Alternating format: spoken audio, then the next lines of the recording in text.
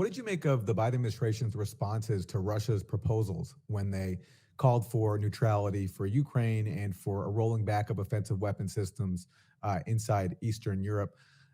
My reading of it is there was some flexibility. For example, you mentioned inspections of U.S. Missile sites in Poland and Romania. I could have it wrong, but I believe the Biden administration signaled some potential openness to that.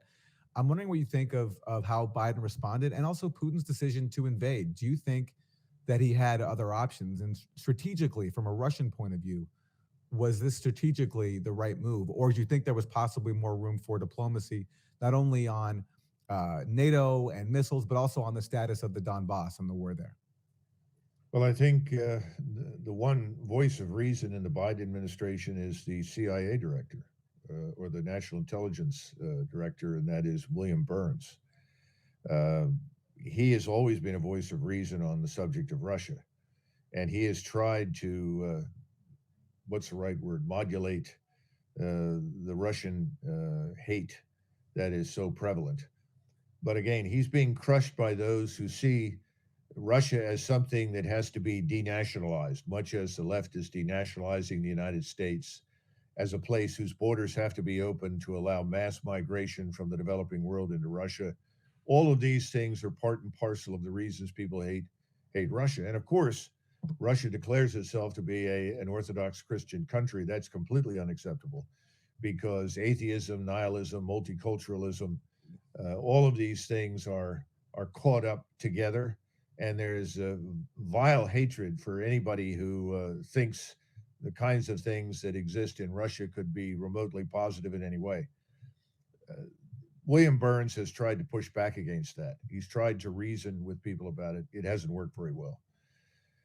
But I think there was a chance for a short time. Now, Putin, from where he sits, looks at what's going on. He's aware of the things that we're discussing.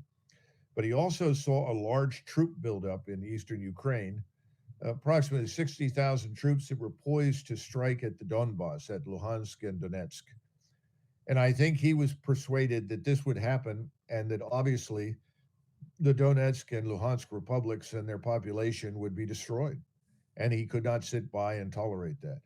I also think he thought that there was no hope, that every time he tried to make the case, which he did several times, no one would listen to him. Somebody said, well, the reason this didn't happen under Donald Trump was that Donald Trump is strong and no one would challenge him. Well, it had a lot less to do with that than Trump's private willingness to listen to Mr. Putin's position. What disappointed Putin and I think many others was Donald Trump's inability to get control of his own administration.